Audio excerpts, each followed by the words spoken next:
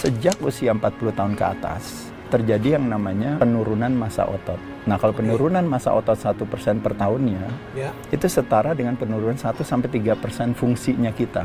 Apakah tadinya bisa jalan jauh, apakah yang tadinya misalnya bisa naik turun tangga, jadi berkurang. Penurunan 1% massa otot per tahunnya setara dengan penurunan 3-5% kekuatannya. Makanya kenapa orang makin tua, kekuatannya, kelemahannya makin berkurang, genggamannya makin lemah.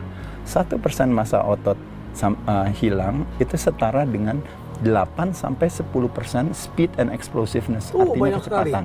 Nah, makanya kenapa orang tua slow motion.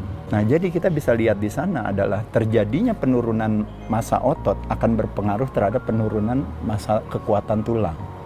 Nah, jadi permasalahan tulang itu disebut namanya osteopenia di tahap awal.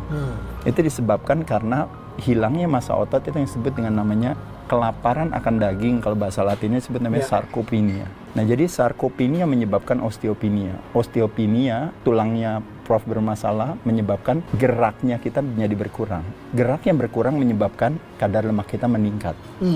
Nah, jadi dari 5 pemegang saham tadi terjadi otot turun menyebabkan tulang masalah. Tulang masalah geraknya sedikit, akhirnya lemak meningkat. Begitu lemak meningkat, kerja jantung dan pembuluh darah jadi lebih berat. Kompak ya mereka berlima ya? Betul, pada saat itu terjadi yang namanya pro-aging.